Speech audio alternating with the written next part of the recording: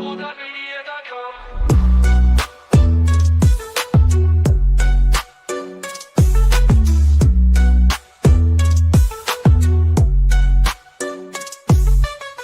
step forward is a new beat to your drum. Achieve success with global.media.com. Let's celebrate it with or without champagne or rum. You might have to reconnect your StreamYard. I don't know why you keep falling off my StreamYard, Lisa. Can you stream to your LinkedIn? I thought I was. We're live when I connected it? Yeah, but your LinkedIn is disconnected, so I'm gonna have to log into your LinkedIn. Yeah, because I don't know why it did that. But so be it. Welcome, everyone. We are always here. Does yes, so we are here. So yes, but we're here. We're live. Yes, just about. Yes, just about. We're hanging on. But welcome to another episode where we talk about everything related to perimenopause and menopause. If you're tuning in, let us know where you're tuning in from. Say hi in the comments. If hopefully the comments work this time.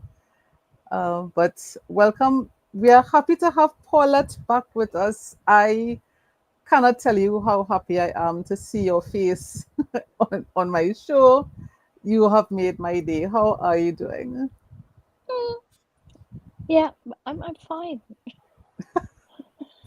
As fine as you can be. Yeah, in the circumstances, I'm fine. Yeah, coping, I think is the word. We're coping. We're coping. Yes, it's good enough for today.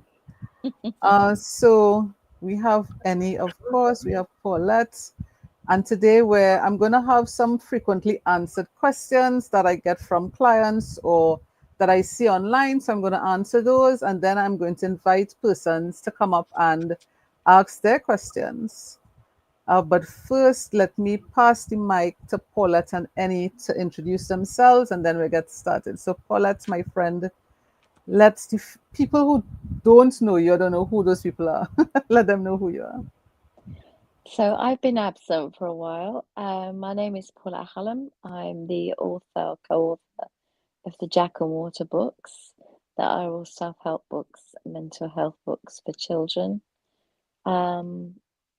I didn't do my mental wellness cafe yesterday because I was just too poorly, but I've come to do an hour with Lisa and just see how it goes. But it's good to be back. I've missed you, so it's nice to be here. To you, Annie? You want me to speak? Oh, they can see me as well. Damn. Hello, everyone. Yes. You know, I'm still me, here to have fun. Let me see what fun I can have today. Can I upset anyone? I wonder.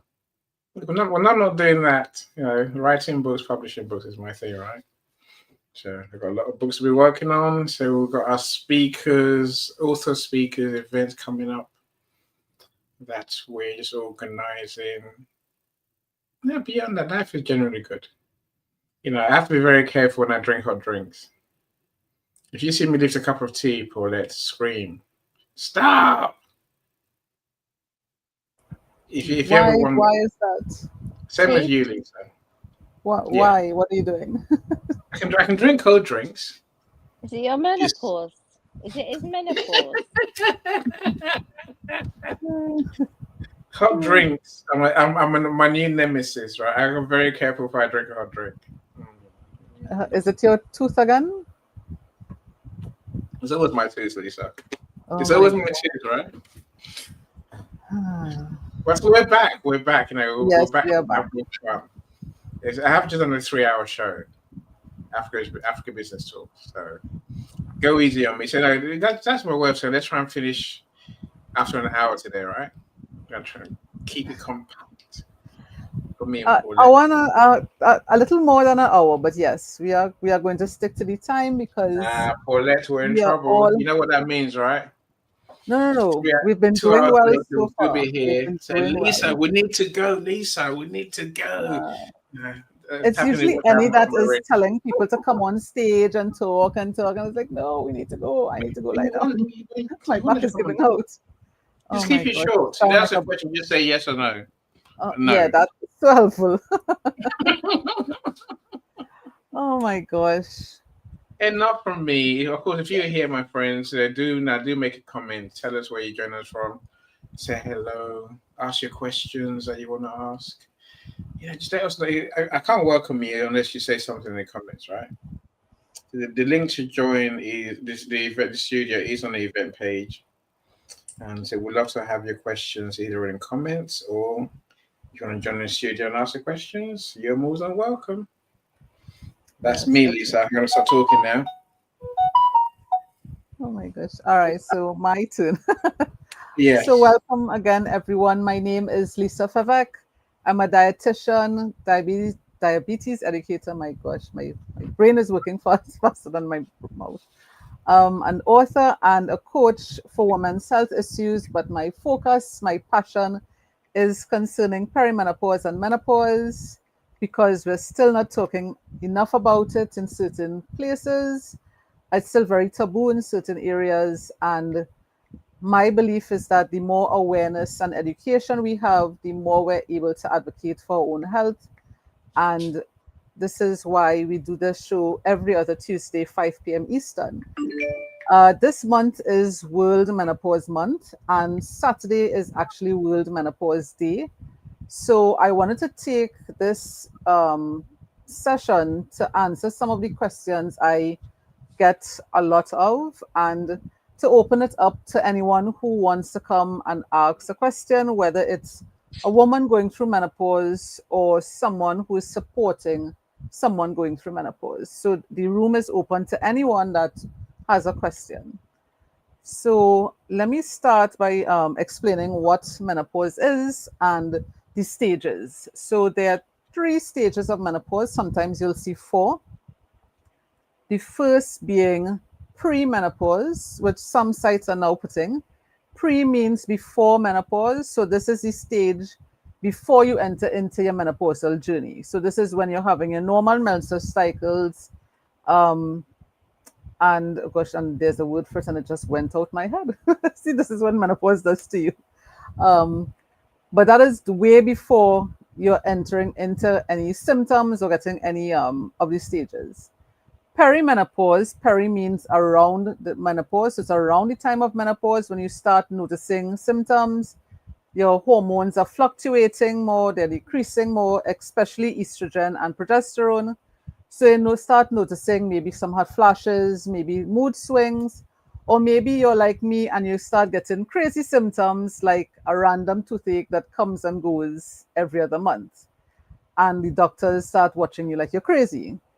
And there are actually over 100 symptoms that you could experience on your menopausal journey. The number is about 130. So that is why I love talking about this topic, because it's very hard sometimes to diagnose when a woman is going through menopause. Then if you go through 12 straight months without having a menstrual cycle, the next day, right after those 12 months, you're defined as being in menopause, and menopause is 1 day. So you go 12 months without a menstrual cycle. The next day, you're in menopause. And the very next day after that, for the rest of your life, you're in postmenopause. Can you have symptoms when you're in postmenopause? Yes, you could be in your 70s, 80s, and still having debilitating symptoms. So, again, this is why we're talking so much and bringing so much awareness about this topic. When you're in postmenopause, that is the time your risk for heart disease goes up, your risk for osteoporosis, the dementia also goes up. So this is why doing more blood testing, focusing on lifestyle changes can be really, really important. I mentioned some of the that there are over 100 symptoms of menopause, and that can be a mix of physical symptoms. So you have the vasomotor symptoms, which are things like the hot flashes and the night sweats, all the different types of pain you could endure, all the muscle pain, joint pain, migraines, frozen shoulder, things like brittle nails, dry eyes, dry hair not growing at the top of your head and growing in other places you don't want it to grow, swollen joints, you name it, digestive issues. And then you have some of the more the mental cognitive issues. So you have brain fog, um, concentration issues, forgetting people's names, people you've known for years, forgetting the routes. So I have clients who can't remember how to go home, how many taxis it takes to go home, and this is something they've done every day. Right? You have more some of the emotional issues, increased anxiety, depression, suicidal thoughts. And when I read that you can have suicidal thoughts, and more of my clients started saying, they have these tendencies to have those thoughts, that's when I decided to switch the focus of my business to focus solely on perimenopause and menopause, because for me, something that happens as a natural transition, you shouldn't be having suicidal thoughts and not getting the support that you need. Right? What I described was natural menopause. There's also something called surgical menopause. If you remove your ovaries and your uterus, that's called a total hysterectomy. Or if you just remove your uterus, that's a partial hysterectomy. You can go into menopause. Also, if you're having things like breast cancer treatments or you're on certain types of medications, that's called chemical menopause, and your body doesn't go through a natural transition. It's sort of more shoved into menopause. And this is something that doctors don't discuss with their patients, that, they're starting to have these life-saving treatments, but you can also be experiencing menopause as well. So again, this is why we love bringing this awareness and education to our listeners. I'll stop there for a little bit. I'm not seeing the comments coming up. I know StreamYard just loves us. I'm seeing them. Really, I'm not seeing it on my. I'm seeing loads of them. Really? It's a problem. I was wondering if no one was here. No, Kenny's here. Now they want to call Sugar Daddy Kenny. He's here. I can see that. Yeah, he hasn't done his long, The savor the favor comment. yeah, that thing yet. I'm sure he will. He will soon enough. So Linda is here from Canada. Hi, Linda. Welcome, Linda. So Christy is here as well. Miss Hi, Pepperoni is Christy. here. Welcome. Charita's here. She's saying she's here. Good morning to you all. Oh, yes. It is It's 4 half-five. o'clock in Charita's world, right? But she's here with us.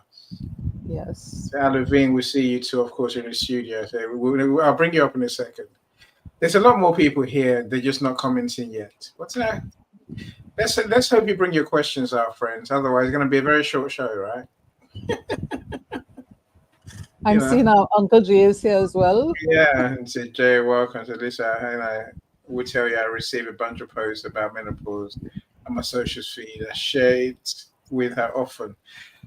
You're a good man, Jay. I delete all my emails, apart from Lisa, obviously. Obviously, yes. I must thank Jay and Merrill for continuously sending me articles that they find in the US that I may not have access to.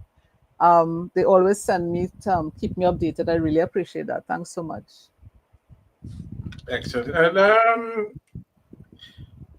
Alavine's in the studio, so let's talk to Alavine. Unless Paulette wants to say something before we get into the questions and answers. Miss Paulette. There's one thing I would say, and that is that having had a hysterectomy and gone through a very rough time after having been at 39, I had hysterectomy at 41, and that pushed me straight into menopause. And I was ill prepared for many, many symptoms that came at me from every direction. And I think that when we have hysterectomies or when we have partial hysterectomies, we really need to think and understand what are the possibilities of what's coming down that train track at you, because you're getting rid of a problem. Absolutely, you would be in that position otherwise, but the repercussions aren't always great. I've now got osteoporosis. I've had brittle bones for nearly 20 years now, 18 years. I've got spinal injuries. I'm just about to have a hip replacement. I've got a knee replacement. As Charles says, he's got a complete new me. I'm not the woman he married, but as much as we're joking about it, osteoporosis is no joke. You're talking about every single joint of your body is at risk, and it's either brittle bone or soft bone. And this is a huge risk when you go into the hysterectomy at an early age. So, I don't know whether it's worse. I don't know, Lisa, perhaps you can answer whether it's worse when you're younger, because you've got that much longer before it would normally kick in. But certainly within 5 to 6 years of having the hysterectomy, the bone issue started. So I had metabolic bone disease to start with, and then it just kind of, they gave it 101 names: rheumatoid arthritis, fibromyalgia, blah, blah, blah, blah, blah, blah, blah. Oh, osteoporosis. So maybe that's one to think about.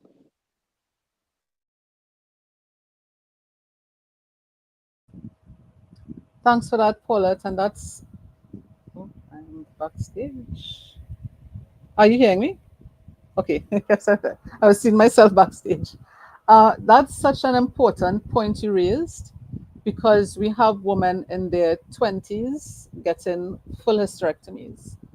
And the reason why a lot of them end up having suicidal thoughts is because their body is literally being shoved into menopause and no one is talking to them about it. So they're experiencing all these symptoms, their blood tests are coming back as normal. And sooner or later, you start thinking that you're losing your mind. And then you have all the other symptoms that start affecting your health and raising your risk for things like, as you mentioned, the bone loss leading to osteoporosis, uncontrolled blood sugars leading to type 2 diabetes, increased cholesterol issues, blood pressure issues. I mean, you name it, it happens in menopause. And if we're told about these things before, we can prepare for it. So, for example, if I know, okay, I'm having a hysterectomy, I know I probably need to see a dietitian, and they should recommend you see a dietitian with any major surgery, because your body actually needs more nutrients to heal. But knowing that we can go into uncontrolled blood sugars and having bone loss issues, then we need to change the way we eat and maybe include more foods or limit or access to different foods. We don't know that inherently. We just know, okay, we're hungry, we eat. But talking to someone qualified can definitely help support your body heal in the right way so that you don't get these issues early on. So we have people in their 20s, 30s talking about the first signs of osteoporosis. And to me, that's a real disservice to the healthcare system. And doctors aren't trained in menopause. There's no course, no part of the curriculum. They may do a semester, it may be mentioned, but this is why you have these movements in the US and the UK especially. And people are saying, well, oh my gosh, we're tired hearing of menopause, but the reason we're talking about it is to change the system, to change the way doctors are trained in menopause, to have better coaches supporting women through menopause. So this is why we do our little parts every other Tuesday, 5 p.m. Eastern on LinkedIn, to have these conversations. So thank you for sharing that. It was really important and I hope women and men hear the message and take it back to their friends, their families, so that if someone is struggling through menopause, and I have clients who have 50, 60, 70 symptoms, when we go through the list, it's 70 symptoms, at the same time. If you're struggling with 70 symptoms, you're not going to feel to get out of bed. You're not going to be giving your best at work. You're not going to want to feel intimate with your partner. And that causes the rise in divorce rates we're seeing, with women in menopause. That's causing the rise in healthcare costs because of these things, right? So, such a good point that you raised. Thanks so much for that. This is why we love having you on the show. So it You're on mute. sounds serious, right? It is, yeah. Yeah, I guess it never crossed my mind that you get older. I know Lisa keeps saying it, but I don't listen to Lisa half the time. I'm just saying, you sort of give us a real picture that like you can the knock-on effects, or whether it's side effects or whether it's just the effects. They can be quite life-changing. Yeah. Yeah, I'm looking forward to a new Paulette though. Yeah, what do new hips do for you? Can you run around? Can you do? Think I'll be able You're to do the jive. There you go. See, that's something, right? I I'll would be pay to able see to that. do flicks and kicks. You'll be Living seeing, your mind best you, life. You've been living Yes, your best flicks life. and bionic woman. kicks. I'll fall over. God knows. Charles is looking forward to just me stop moaning and groaning, but not in a good way, if you know what I mean. Mm, The moaning and groaning is pain. Yeah, I yeah. think having So less pain. Yeah, living with less a pain is little just, less pain would be a yeah. bonus. You're, Yeah. you're getting better. I mean, so a couple of weeks ago, you were swearing every second word, right? No, So I'm being on my best behavior. there I'm you like, go. it zipped. Her I'm on my Tourette's is best cured. behavior. No, Yeah. it's Her really abusive not. Tourette's is gone. It's only about an hour at a time you get, and then I can't hold back. Oh my gosh, yeah. Don't worry, we're gonna Don't end move. on time. If you don't move, you'll be fine, right? You'll be fine. You'll be fine. Let's talk to Alevine. Alevine has a serious question, I'm sure. Yeah, Welcome, then I'm welcome, seeing Alevine. some really interesting questions from Peter. Okay, Yeah, so that I okay, so wanted yeah, to, yeah. I'm there now. I Yeah. will put them on screen somehow. Yeah, yeah. Okay. Hi, oh my gosh, please pronounce your name so we get it right. So, hello everyone. My name is Aravind, and I'm Alvin. from Reunion Island. Yes, Aravind. My name. So that's my name. I am from Reunion Island. I am an English learner, and yeah, I've got some questions about menopause and premenopause, etc. So, how our diet can impact our menopause. I mean, when we are young, when we are in our 20s, in our 30s, and maybe in our 40s, before our menopause, how our diet can impact our menopause later. Because I've got a friend, she told me she had no problems in her body concerning her health, but when she hit the menopause, she had osteoporosis. Sorry if I mispronounce this Mhm. word. And she told me it is because her doctor didn't do the right blood test, and also because she didn't have the right diet when she was younger. So, how can our diet impact our menopause and our health during this time? That's my first question. Yeah. Sure. So diet affects, well, every aspect of our lives. And yes, it does play a part if you're younger, getting the right nutrients. It can play a part in how you eventually experience that menopausal journey. And I call it a journey because sometimes the internet makes you think that it's different stages and you feel different if you're in perimenopause. And I'm seeing even things like early menopause and late menopause. And to me, that's very confusing. It's a journey, and every woman's journey is unique. So a lot of us may start with hot flashes. I never started with hot flashes. I'm only now getting that 10 years later. So every woman's journey is unique. But yes, the foundation, I think, for every aspect of health, not just menopause. So, man, woman, or child, every aspect of your life, the foundation for it is good nutrition. So, going to a more plant based diet, especially if you can do it from young, and it doesn't mean going vegan. If that's not your choice, that's fine. But being more predominantly plant based. So focusing more on those fruits, vegetables, peas, beans, nuts, seeds, and whole grain rich foods. Let that be at least 80% of your diet. And then the 20%, if you choose to eat meat, fine. I would always suggest sticking to chicken and fish because red meat does raise your risk for heart disease and certain types of cancers, especially the more processed it is. So, deli sausages, bacon, things like that. But also understanding that there's a saying, the dose makes the poison.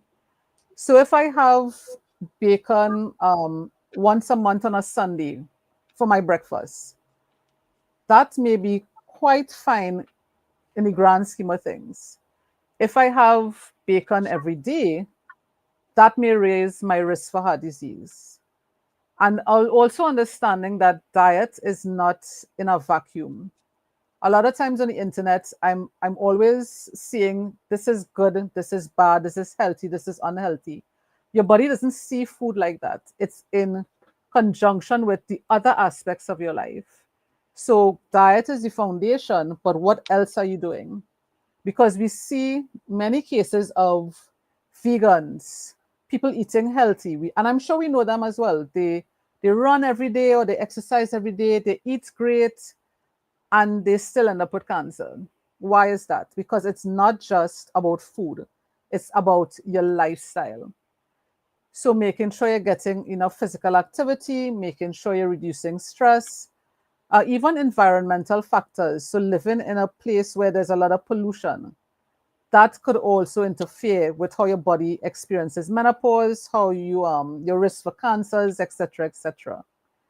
But the foundation when it comes to nutrition, try as best as possible to focus on your plant-based foods. Eat more of those foods. And then once in a while, if you choose to eat meat, if you choose to eat red meat, that's okay. If you choose to eat your favorite snack foods, so all the foods that people say are unhealthy, stay away from.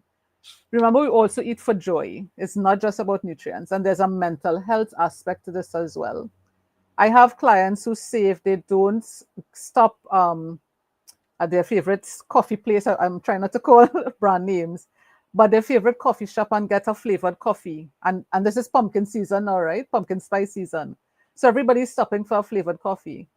If they don't have that when things are really stressful, they feel as if they could go home and kill their husband.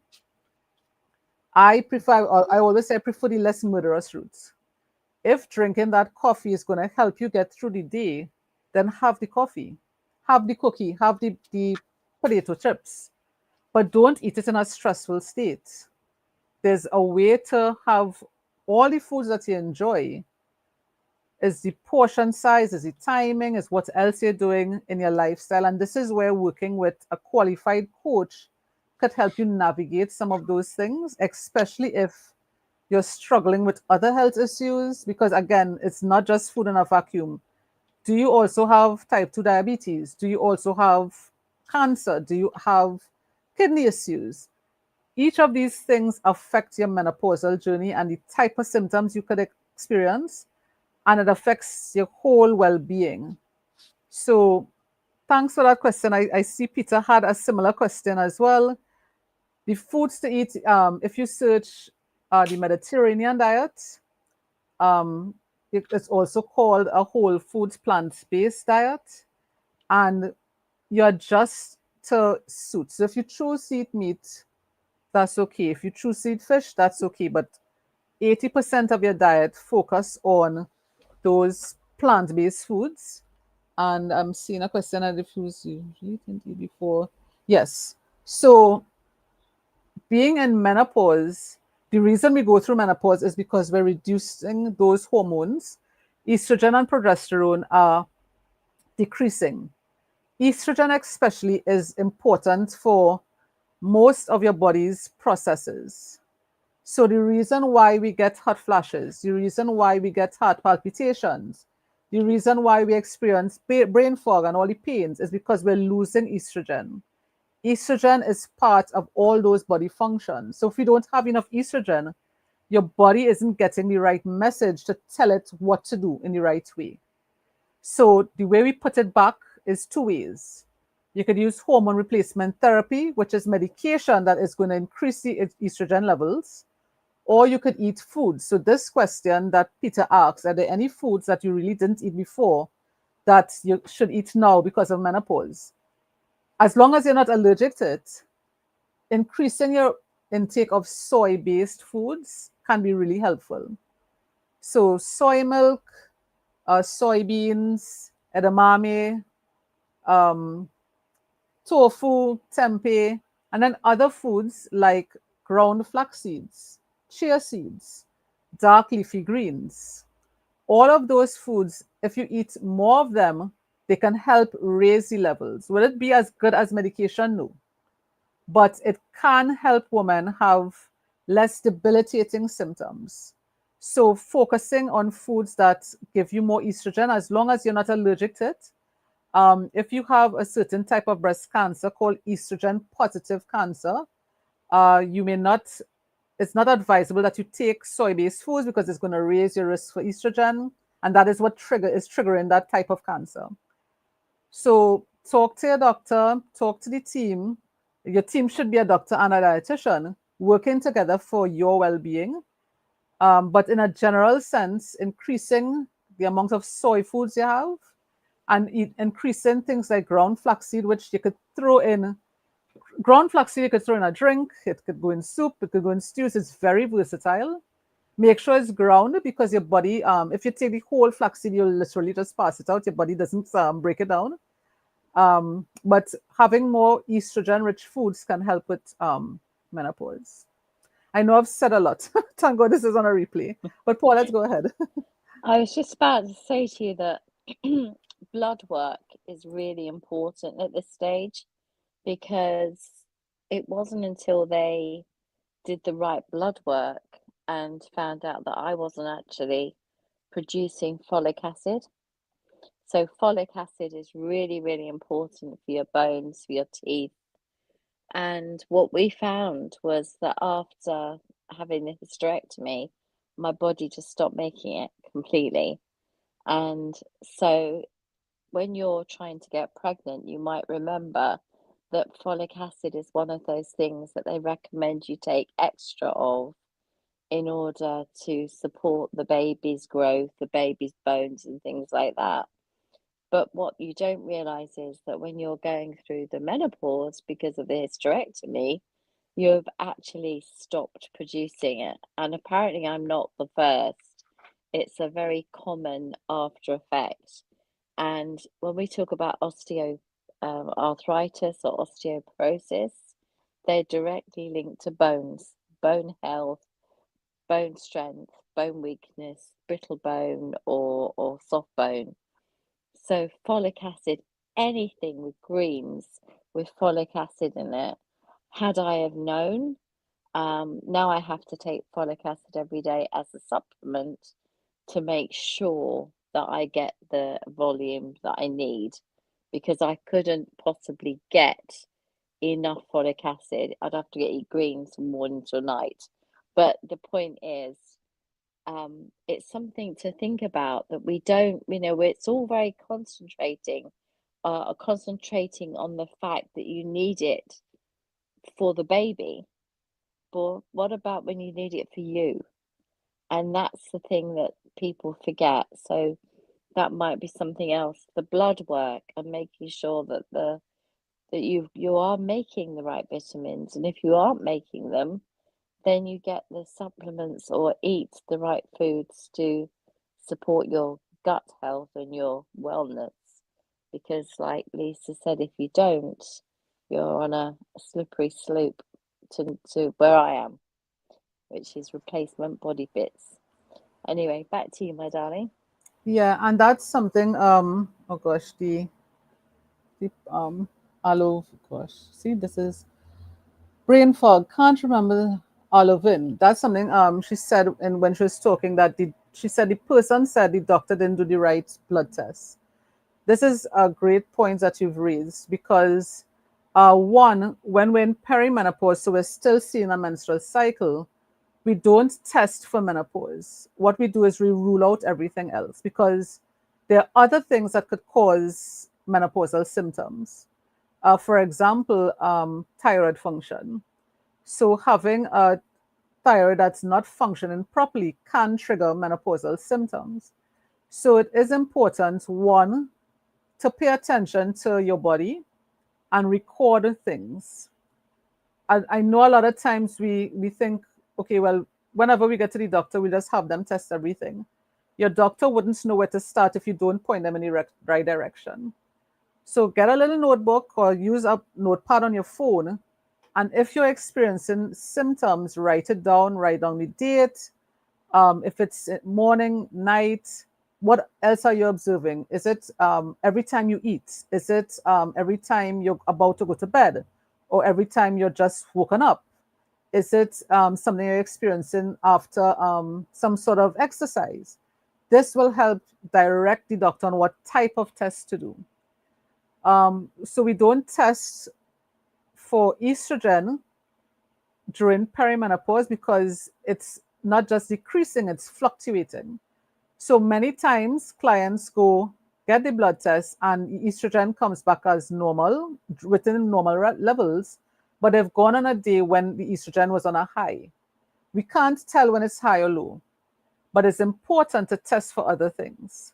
So sometimes simple things like testing your vitamin D levels, testing your magnesium levels, your calcium levels. So Paula talked about osteoporosis. The supplements that the nutrients linked to that is calcium, vitamin D, magnesium. So testing those levels and test them at least once a year, as long as you're not experiencing or at risk for osteoporosis, is important. So definitely, and I know it's a cost, especially if your insurance doesn't cover it. I know it's time consuming because sometimes some people have to take maybe 2 or 3 taxis to get to their healthcare provider to have these tests done. But when things hit the fan, we find time, or the universe makes time for these things to happen. So while you are able, at least once a year, get certain tests done. Test the HbA1c so that you check your blood sugar levels, especially around the time of menopause when uncontrolled blood sugars and type 2 diabetes is at higher risk. Check those, check your supplement levels, your nutrient levels, and every year, if you keep checking, you will notice the patterns and you'll know, okay, maybe the doctor should advise, okay, maybe you need a folic acid supplement now because your body isn't producing it. We wouldn't have known that unless we check. But this is also why awareness is important, and another reason why I do these shows, because maybe today is the day you hear that message and you realize, okay, I haven't gone to the doctor in a few years. Let me go check. I have clients, since we came out of COVID and everyone is inside, and some people are still inside working from home, their vitamin D levels are very, very low. And vitamin D affects everything, including things like your mood swings. So simple tests, they may cost a couple $100 to do, but it's really important that you check these levels instead of guessing, to make sure you're getting the right nutrients, the right support for your body. So thanks so much. Lisa, also, when you talked about your notebook of information, one of the key things that I didn't realize was, I used to play volleyball, and I used to, get aches and pains, and I used to think, oh, that's the volleyball, or I was wearing 4-inch heels for a meeting, and that would explain why my calves are hurting or whatever, or my knees are a bit sore than normal. But the thing to do is, if you write it down, you suddenly realize that there's this repeated pain that you're getting, and it's in that right knee or your left knee, and it's not associated with anything else. You can't sleep on that leg because of the pain.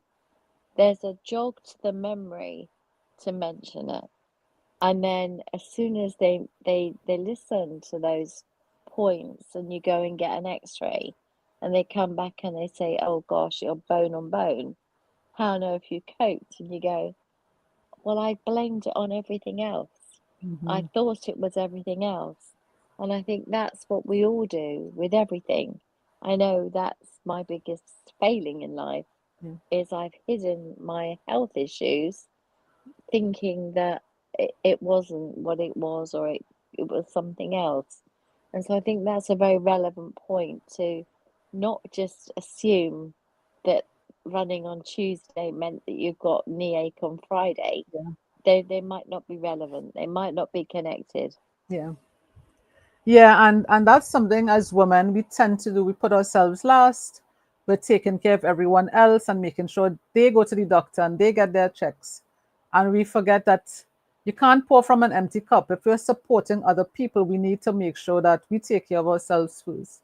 So let today be the day you put yourselves first. Start writing down those journal those feelings, those aches, those pains, so that we have a pattern. And doctors tend to take on patients more when they bring evidence. It may not be the right thing, but I've seen it time and time again. If you go and just tell your doctors, I'm having these pains, they think it's in your head or you're making stuff up.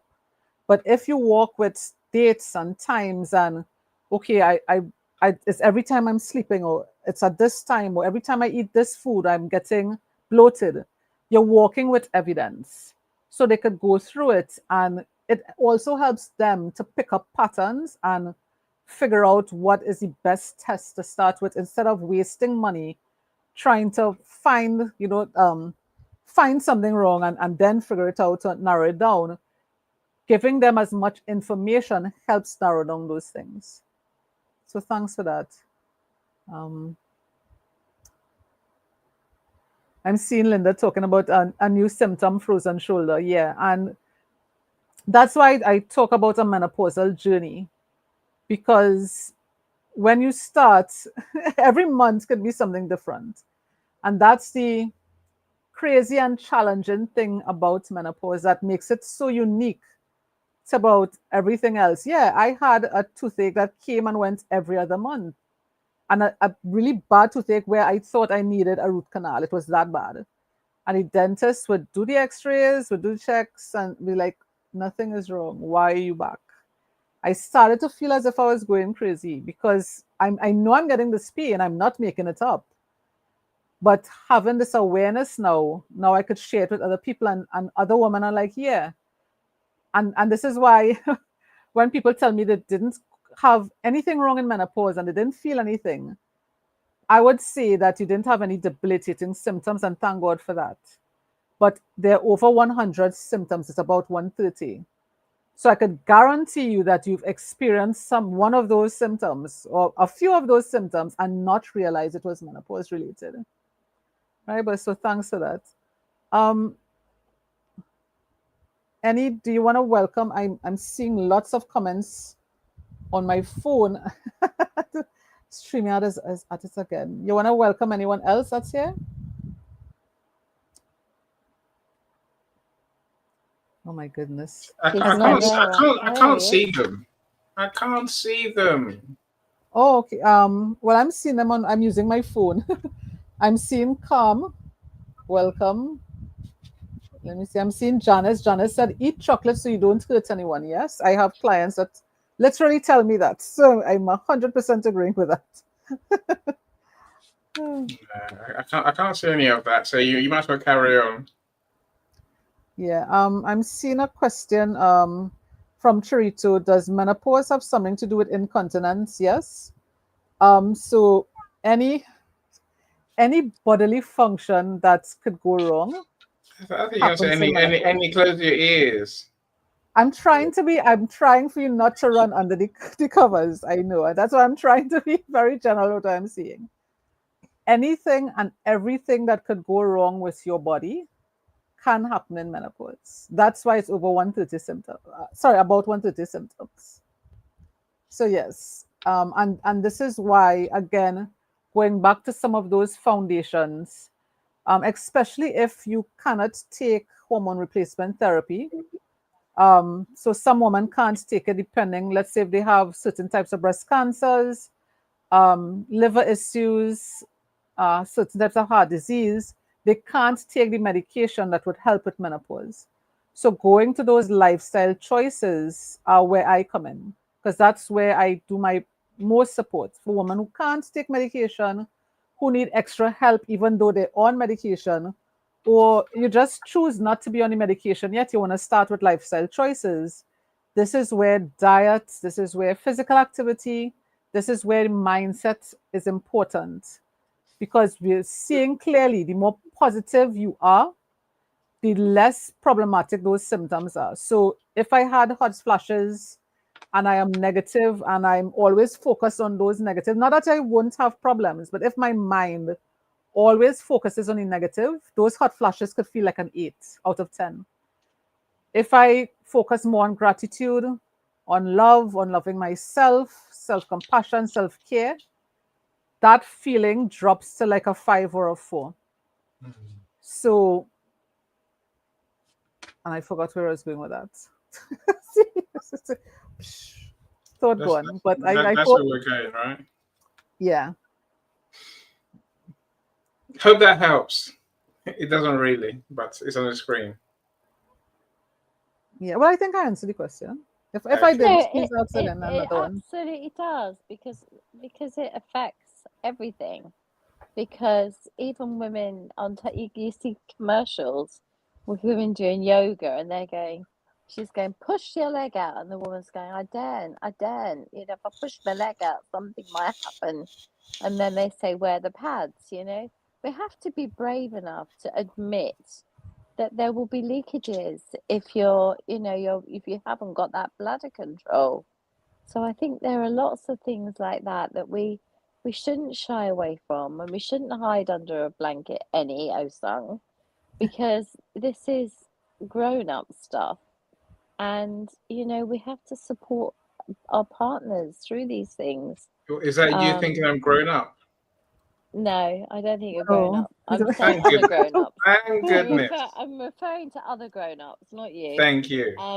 But when our partners are going through stuff like this, there's a level of humiliation, there's a level of feeling like you're losing your femininity. And that is really important to try and say to your partner or whatever, it's just a phase, it's something you're going through, it's okay. Be supportive partner, because this is huge. This is a change to a woman's body you can have. So yeah, back to you, yeah, Lisa. and as we're talking about incontinence, so we're finding a lot more women having pelvic floor dysfunction. So it's on one side is incontinence, where you can't control your bladder or you're going to the washroom more often. And on the other side is actual dysfunction and prolapse, where you need surgery to repair that. And all of those things happen during menopause. So thank you for the question, Charito, because we need to talk about these things.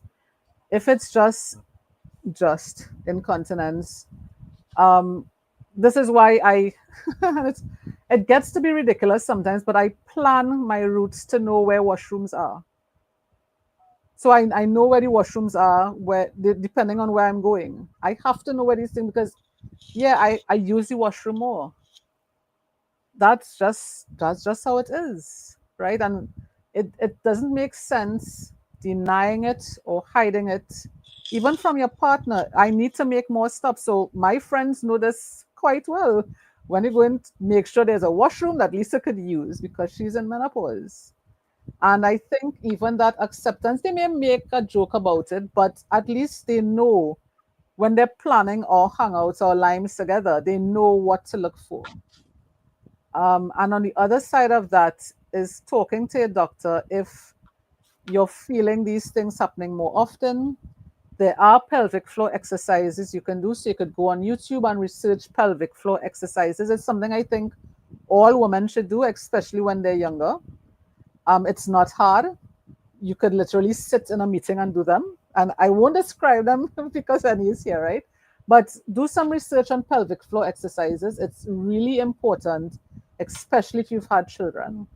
But even if you haven't had children, Lisa, could you tell me what they are and how they work? Please explain them. oh my God, I will do that privately. I don't want them. I don't want the producer of the show to run away. Any old song, I'm coming for you. But it is important that if that happens in your family, so research it, talk to your mom, talk to your aunts, find out what their previous symptoms are so you have an idea what can possibly happen. But also know that every woman's journey is unique. So my mother's menopause is definitely not my menopause, right? We're having two different experiences altogether. I'm seeing Arlovin. Am I seeing it correctly? I'm seeing on screen. Do you have another question for us? Yeah, yes, I have another question. Um, as does genetics, our DNA, impact our menopause? I mean, if our mother, grandmothers had something like diabetes or heart conditions, it could be hyper things, anything. It, how does it impact our own menopause? And the second one is if a young woman has anemia, a very low iron level in her blood, how does that point will or would impact her own menopause? I know some friends, they have anemia with a low level of iron in their blood, and they don't ask themselves this question about their menopause. So that is a question I'm asking myself. And the other is about the DNA because my mother and my grandmothers had this problem with their heart conditions, and diabetes. So I would like to know if these things could impact my on menopause later because I have no problem with my heart or with the diabetes or something else, but I do have this question because I don't know, and I would like to know if I how I can prevent myself towards this stuff about heart condition and diabetes. Yes, thank you. Yeah, sure, no problem. So we think genetics play a part in menopause. How exactly we don't know for sure. So like I said, my mother's menopausal journey is totally different to mine. Yes, it's a good conversation to have, a good place to start. If your grandmother's alive, you have aunts, to have that conversation to find out what they experience. Most times I've found since one, we didn't talk about menopause back then, so we only knew about things like hot flashes, maybe the mood swings. If they had those, they will say, yes, I had that, but they wouldn't have known about the other symptoms. And many times women suffer in silence because, again, we're taking care of everybody else. So to know exactly what symptoms they had can be challenging, but it's a conversation to have if you can have them. The other part of that is you talked about diabetes and heart disease. So the way I like to describe it is for each of those diseases or conditions, think of it as having the light switch in your body. So if my mother has diabetes, my grandmother had it, or my father had it, because it could be on both sides, I have the switch in my body. Lifestyle will turn it on. In some cases, genetics turns it on. So if all of my family on both sides had diabetes, even if I take the right lifestyle changes, I can still have type 2 diabetes. I could still need medication because the genetics for that is just too strong. But in as a general thing, we look, and that is why your doctor asks about your family history. Because if my parents had it and their grandparents had it, then most likely I have it. The risk is higher for me compared to someone that didn't have diabetes in their family. So the light switch is there. Lifestyle choices will turn it on faster. So if I don't eat enough of those plant-based foods, and I'm eating more animal products and processed products, and on top of that, I'm not getting enough physical activity, I have a lot of stress in my life, I'm not sleeping well, the more I add to it will turn that light switch on. We also know, as a general case, people of East Indian descent have a higher risk for type 2 diabetes, and people of African descent have a higher risk for blood pressure issues. So those genetics plus what my family history is will put that light switch in me, and my lifestyle choices will turn it on faster. And being in menopause raises that risk again, because as soon as I enter into menopause, and especially post-menopause, where I've gone the 12 months without the menstrual cycle and now I'm in post-menopause, my risk for heart disease shoots up and is higher than a man's risk. So if my genetics bring heart disease and menopause brings heart disease, then I want to do everything in my power to lower that risk by my lifestyle choices. So I'm going to cut out as much as possible red meat and processed meats. And if I feel to eat meat or I choose to eat meat, I'm going to focus more on chicken breast and fish because those are the lower saturated fat. And I'm going to fill my plate with those plant foods. Half my plate I'm going to fill with vegetables. And then I'm going to do other things. So I'm going to do more social gatherings where I can relax and talk to friends. If you look at the Mediterranean diet, why we talk about the Mediterranean diet is because of their style of eating, not just the foods. When they eat, it's a very communal thing. They bring families together, they share meals. Even if they're drinking wine, it's a little bit of wine, but it lasts like 2 hours, the meal, because they're talking, they're laughing, people are playing, right? It's a very relaxed way. So doing more of those lifestyle choices, stress reduction, sleep management, meditation, yoga, whatever you choose, listening to music, more physical activity, and then choosing the better foods to support you, it lowers your risk. Answer the question? Well, at least the first question. I cannot remember the second question. I know there was a second question. I can't remember it. Yeah.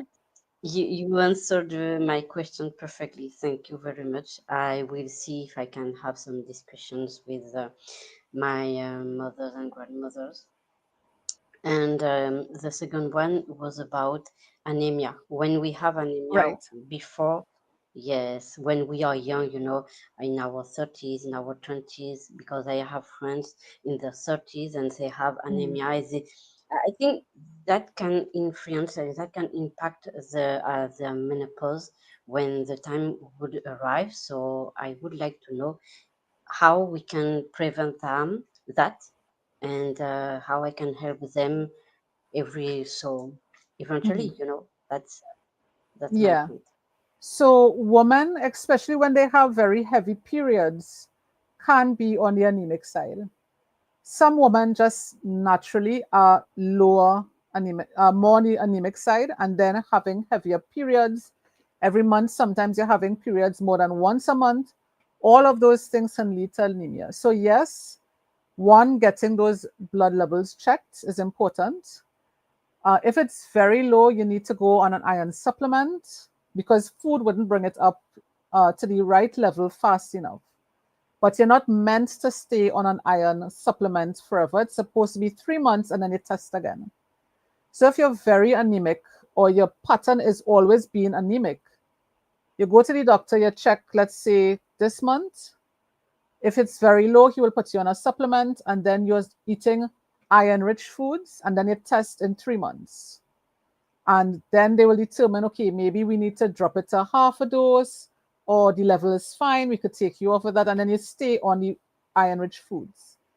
That's not just for anemia. Any nutrients that you're deficient in will affect menopause. So I know a lot of times we're talking about magnesium for some reason. Magnesium is all in the news. Your body depends on magnesium, yes, but it depends on all the nutrients. Folic acid, omega-3, iron, zinc, all of them. So you want to eat the right foods, and those are your plant-based foods that are going to give you those nutrients, and then you test. The one supplement though, well, let me say two. If you're choosing not to eat meat or you're reducing the amount of meat, you need a B12 supplement. Yes, you can get it checked, but most times, even people who are eating meat need a B12 supplement. The second supplement I recommend is an omega-3 supplement. Yes, eating omega-3 rich foods is important. Dark leafy greens, salmon, walnuts, ground flaxseed, chia seeds, etc. But your body doesn't absorb omega-3 well.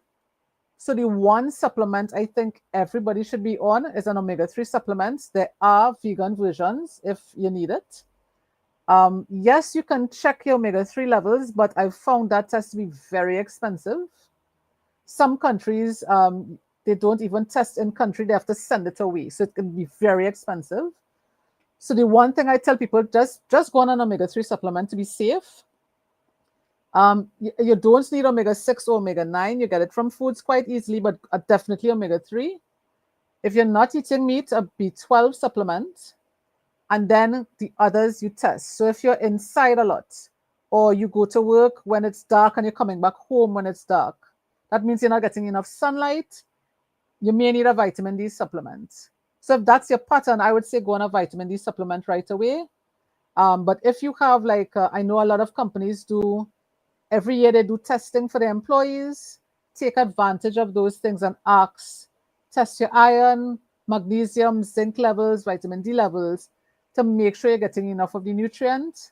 Focus on your plant-based foods. And if you need a supplement literally means in addition to. So you take a supplement in addition to your diet. Lisa, do you think if these people are younger in their 20s and 30s and they've got anemia or pernicious anemia, it could even be they've got polycystic ovary syndrome or they've got endometriosis or one of these types of really fibroids. Fibroids, something like that. Because it's unusual for people in their 20s and 30s to suddenly have this nosedive of iron, isn't it? Yeah, and this is why it's important to record the symptoms and then get tested and not guess. Because if it's, yes, we might say, okay, we're low in iron and start taking an iron supplement. But if it's a health condition that you need maybe surgery for, you wouldn't know unless you get tested. So again, this is why it's important to record things, record the time, what you were doing when you noticed it, so that the doctors have enough information to say, okay, let's say I'm feeling tired all the time. Tired all the time could be a number of things. It could be a thyroid, it could be iron, it could be cancer. I wouldn't know where to start unless you give me more information. So if you start writing down, when am I tired? What was I doing? What are the foods I've been eating? It helps a lot.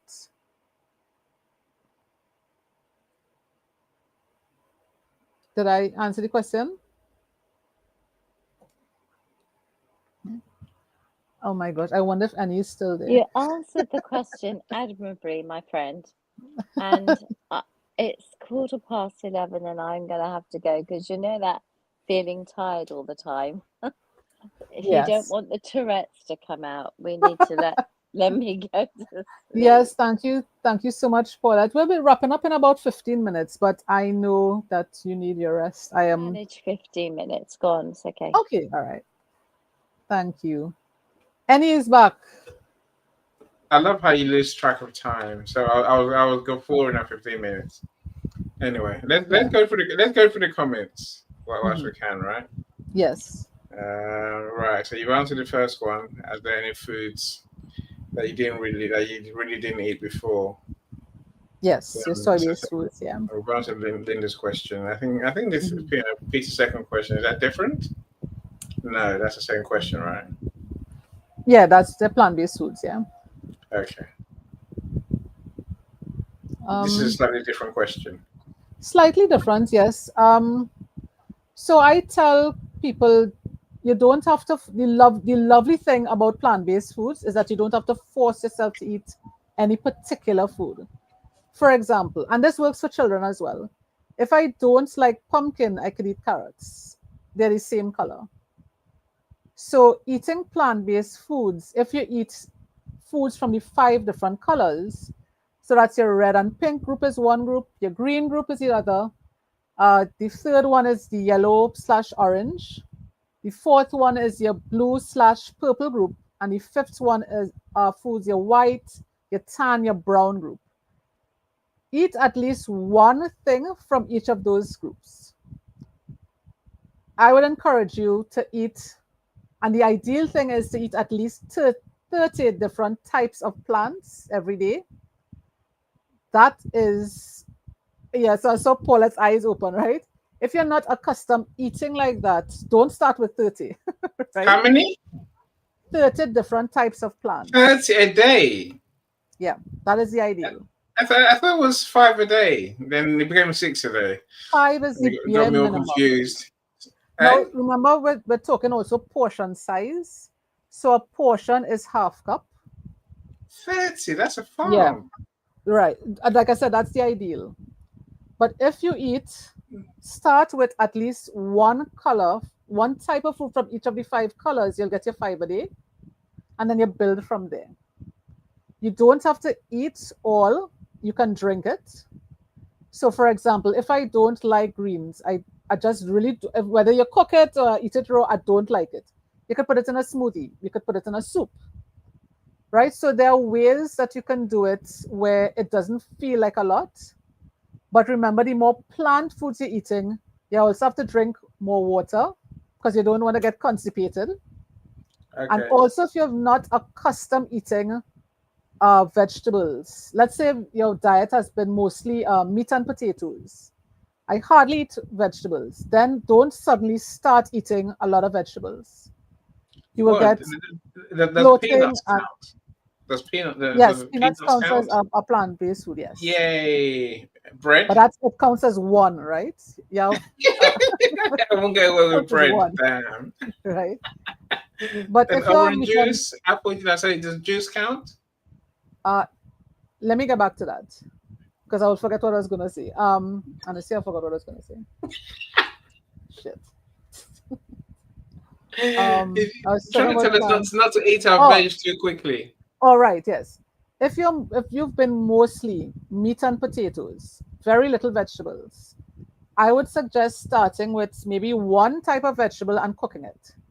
So doing a roasted cauliflower or steamed broccoli, cooking it first, and then let your body get accustomed to vegetables. Because what we didn't talk about, and we'll have to do, that's a totally different show, is your bacteria. Your gut bacteria affects everything about your body. If you don't have the right, Let's talk about it. Let's talk about it. well, I'll mention a little bit. If you don't have the right type of bacteria and the right amount of bacteria, if I suddenly go from meat and potatoes to vegetables, I can get bad constipation, nausea, bloating, etc., etc. And then you'll tell yourself, you see, my body wasn't meant for vegetables. No, you just don't have the right bacteria. You have to slowly increase it. So let's say I'm doing a stew. I can put lots of vegetables in the stew and cook it. If I'm doing a lasagna, I can sneak vegetables in there as well. So start with cooked vegetables and then gradually work to more raw vegetables or a mix. And again, this is why working with a coach helps. Well, especially like myself, I'm a coach and a dietitian, so I can marry the both and show you the right way to do it so that it works with your body, with your lifestyle, and it doesn't feel stressful. So yes, I have taken clients from one plant food a day, like some peanuts, and maybe not getting them to 30, because 30 is a lot for people, especially if they're not accustomed, they don't have access. It could be costly depending on where you are, but definitely to increase the amount of vegetables you're eating. And when I say 30, it's different types of plants. So it counts your fruits count, potatoes does count, rice count? rice, Yeah, yes, rice rice count. counts, Yay. right? Pasta? Peas, beans, nuts, seeds. I think Pasta? go more whole grain, or add veggies to the pasta. There's no okay. There's no So pasta's not growing. pasta come, but the different types, Damn. Yeah. right? So Mm. whole grain pasta or like a lentil pasta is a better choice. But let's say I don't have access to that, and all I have is pasta made from white flour. Add veggies to the pasta. So make like a veggie pasta or pasta bake where I incorporate more vegetables. Okay. So my sauce has tomato, onion, garlic. They all count, right? I'm getting to. I'm Yeah, at 30 already, right? they count. I would just say add more of it. So if you're custom making stews and soups and things like that, add more veggies to it. Add different colors. So you said tomatoes, onions, that's two groups. Add some pumpkin or squash. You could add something green in there. Or add, if you don't like it in the soup or the stew, fine, have it at the side. Lisa, does cooking it make it have less value? It depends on how it's cooked. So let's say I did I stir fried or I steamed the veggies and I steamed it so long all the water left and it's very limp. It's not that I can't use it, but it's not the best choice. There's a better way to do it. If I put it in a soup and I'm drinking the liquid, then I'm getting more of the nutrients. Some veggies are better cooked, some are better raw. So for example, tomatoes raw, you get more vitamin C. Tomatoes cooked, you get more lycopene, and lycopene helps with prevention of prostate cancer. So any adding tomatoes to your stew, your pasta sauce is a great idea. I would just say whatever you're cooking, add more veggies. Okay. I guess Whatever dish you're making, yeah. my herbal potion. I suppose that counts quite a lot, right? That's cinnamon, cloves. Yeah. What else? What's in there? Lemon or lime. Yeah.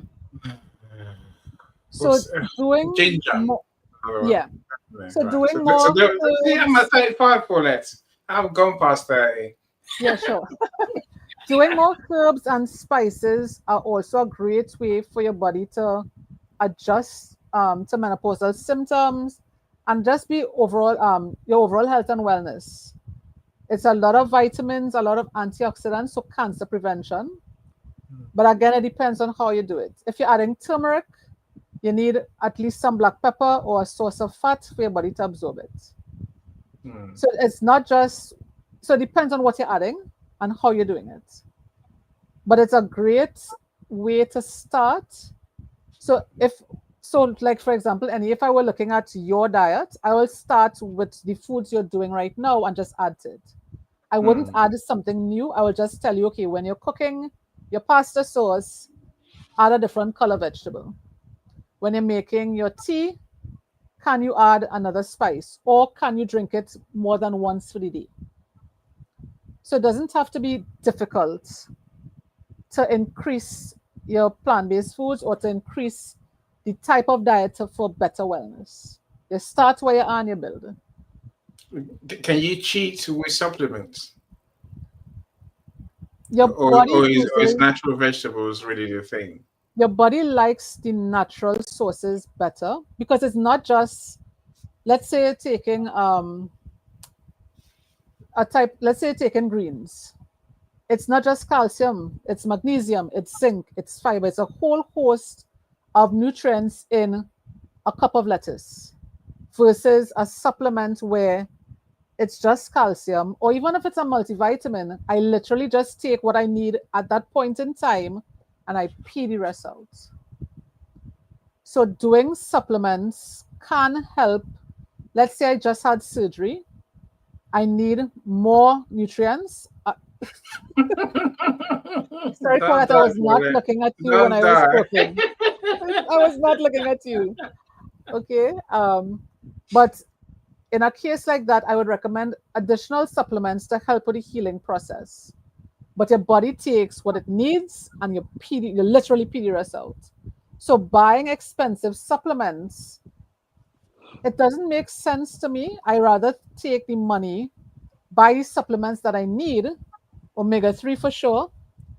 If I am cutting out red meat, I'll take a B12. If I'm having problems sleeping, maybe I'll take something with magnesium. So again, it depends on what your condition is. But I rather take that money and invest in good fruits and vegetables. Right. Question. I, Question. I'm down. I'm down. Okay, this is one that really is doing my brain in, but that's not very hard. Castor oil. What is it? Why? So there is research with castor oil that it can help. I would say it depends on what your condition is, because it doesn't make sense using castor oil if you don't need it. There are different types of castor oils. You have to get one that's bottled correctly, organics. Some people mix different things in the castor oil, so you have to be careful where you're getting it from and then why you're using it. There's a way to do it. I would suggest if you're looking for supplements like those, you go see someone that specializes in it, like a naturopath, a qualified naturopath, not somebody that woke up one morning and said, I'm a naturopath, because you get a lot of those. Hmm. But someone, or a herbalist, a qualified herbalist. But again, why are you using it? Just because, I just get told to take these things. I'm like, why? and You know, that's what you they should were be making asking, me why. use it as a poultice. I had right. to use castor oil as a poultice on my belly button and around that area to try and bring down the pancreatitis, because apparently it has some sort of ability to just Yeah, calm things it down. helps with inflammation. Yeah, But again, ask the question, why am I using it? If I don't have inflammation, I don't have a lot of pain, again, why are you using it? Hmm. Some like things, everything, isn't it? yeah, some things are okay to use. It wouldn't have an adverse effect. Some things can. So, for example, black cohosh. Black What's cohosh that? can help. It's a herb that can help reduce hot flashes. It also reacts with other medication and could put you in the hospital. So again, talk to your doctor. I did research. Talk to them. I did research, and I'm seeing black cohosh can help with hot flashes. I am having a lot of hot flashes. Can I use this safely? Have that conversation. Don't guess and follow people on the internet, because you don't know what their condition is. Is it the same as mine? Am I getting the same type that they're getting? Because So, what's in a pill, it doesn't have to be what's written on the bottle. To give you are an you that? Are you example, that person, or is it someone else? We can have that conversation, and if it is outside my purview, I can give you the right questions and who to ask. I have a Okay. friend, Lisa, who had antidepressants and then took St. John's wort because she was told that would help her Yeah, through her menopause for sleeping, yeah, which is herbal, it's natural, it's fine. But you yeah. take that with antidepressants and you're suicidal. Yep, It Hmm. literally is that strong, the yeah. natural plus the antidepressant. So you really have to be so careful when you're messing around with things you don't understand. You need to go and see experts like Lisa. Yeah, saying something is natural and all natural and herbal is the bane of my existence. I really don't like those terms because they're not regulated. It could mean anything, and cocaine comes from a plant. Is cocaine all But natural? that counts. If you want, sure. It's the same. It's the You were same 30 a thought day. process, Okay. right? I can do 20 of those. I'm up I'm to six joking. a I'm day all of a joking. Opium comes sudden. from a poppy flower, beautiful flower. Is that safe? No, but it's all natural. So Ah, that's why I don't use words like natural, and I stop using those words. It means hmm. nothing. It's not regulated. Most supplements aren't regulated. So you have to be really careful where you're getting it from, how much you're taking, why you're taking it. Talk to your doctor, talk to your pharmacist. Pharmacists are trained in medication and supplements. Hmm. So if you're not sure, start with your pharmacist. Opioids definitely don't count, do they? No, I would suggest other other types of, although for things like pain, things like CBD oil is a good, it works for some. And again, this is why talking to a doctor is helpful. Can it work for me? Is it going to react with other medications I'm on, etc., etc.? And then some things just work for some and don't work for others.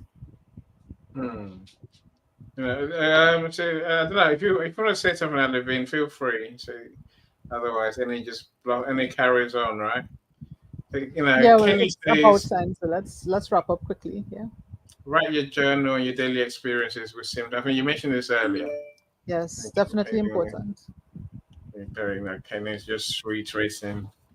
And Linda saying, eat your fruits, eat the rainbow. Yeah, That's not scary. that's exactly it. Eat the rainbow. I suppose, tell us about your webinar. Let's end with that, and let's Yeah. Paulette and Levine have anything else they want to add. Well, let them add first, and then I'll close off if they want to Okay, say. there you go, Paulette. It's all yours. She's saying bye. It's been a pleasure. It's been great to be back. Everything you've said and more. Experts like Lisa don't often come for free, so you should use and abuse, because while she's sitting there and she's doing it for nothing, you should definitely Yes. take advantage. So, use and abuse. And I'm going to say goodbye. It's been lovely to meet you, Alvin and Annie. I'm off. Bye, everyone, and see you whenever. Take care. Bye-bye. Bye, Cinders. You got your shoes on. It's fine. Alvin, well, this is the first time I'm seeing you on the stage, so thank you for coming. I appreciate all your questions. If you have other questions, what you can do is leave them in the comment section of LinkedIn, and I can answer them there. Or you could send me, if it's something personal, you could send me a direct message, or send it to. I'm not sure if we're connected. No, I know. I can connect you two in a group chat. Yeah. That way, If then it's you something two you want can to ask your personal condition, you could do that. Yeah. So it's So been a pleasure for me too. Yes, Annie, go ahead. No, sorry. I didn't know you were speaking, but thank you for joining us, though. Thank you so much. You'll get to meet Alvin, more and more, because we're determined to work together to influence people. So you get to meet her a lot more. Thank you for joining us. Thank you. So what's your webinar? When is this? When is said webinar? So my next webinar will be on the 25th at 4 p.m. Eastern, and we'll be talking more about the stages and symptoms of menopause for answering some of the questions that I get regularly. So I'm dedicating that webinar, a free webinar, to answering women's questions and bringing more awareness on the topic. This month is World Menopause Month, so my focus this month is doing as many talks as I possibly can to share that awareness, so that women know the right questions to ask, the right foods to eat, to get them on the way to a better menopausal journey for them. If you have any questions, feel free to put them in the comment section of this event. You can send me a private message. Tomorrow is my newsletter comes out. I have a newsletter every Wednesday where I discuss more topics on menopause. So tomorrow morning you'll be getting, we're talking understanding menopause again. So if you have any questions, and you can share it with people who need it. I think that's the message I have. Share the information. Let's spread the word. Let's make sure as many women as we can understand menopause, understand their conditions, and get these right supports. Because every woman will go through menopause, whether we admit it or not, whether we think we're experiencing it or not. We're in menopause literally until we die. So if it's until we die, then it's something that we need to understand and support ourselves with. That I can understand, and you know you're not done anytime soon, so it's all right. Well, from your lips to God's ears. Best to get a conversation with Lisa. Yeah, As once I'm Paulette on said. this side of the grass, I am open to conversation. Anything about menopause, that is what I'm here about. Yeah. Awesome. That's it. I don't know what our friends are saying in the comments, but thank you everyone that's joined us. Yeah. Thank you everyone that shared. Peter, amazing questions. Appreciate Yes. you, my friend. And Kenny, of course. Janice, to see you all. Thank you, Linda, as well. Thank you, of course, Mr. Kong. And next 2 weeks will be a panel with men, including Annie, talking about how men can support women through menopause. Railroaded me into that one. Who are the other men? Have you found the men yet? Yes, Are you making it up? Jay and Sean Michael have agreed. Okay. And I've Sean's quite asked, safe. yes, and I've asked 2 more people, 2 more friends, we know them. So once they agree, I'll be posting it. So next 2 weeks, the conversation will be extremely interesting. Yes, Lisa, Wow, yes. and you look so excited. What can go wrong? What can go wrong? Yeah. Nothing. Nothing. God You is can't go good. wrong. Nothing can go wrong. Look, and I say thank you so much, everyone. Thank you, Alvin. Thank you. I mean that sincerely for joining us. Yeah. Yes. It's better to have someone in the studio asking real questions. Well, of course, those in comments help as well. So having someone here to talk to Lisa. Stops me talking to Lisa half the time, right? Well, I'll say to everyone, look, enjoy your night. So my first show tomorrow, we're talking about where do you stream your live events to. So if you're awake, do join us. Yeah. It's a fascinating conversation. Yeah. Let's Let's think. Miss Angelica will be there as well. So always fun. Yeah, that'll be good.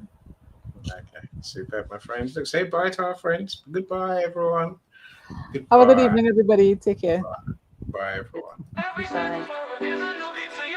She's success with global.media.com and celebrate it with or without champagne or rum. She's success with global.media.com.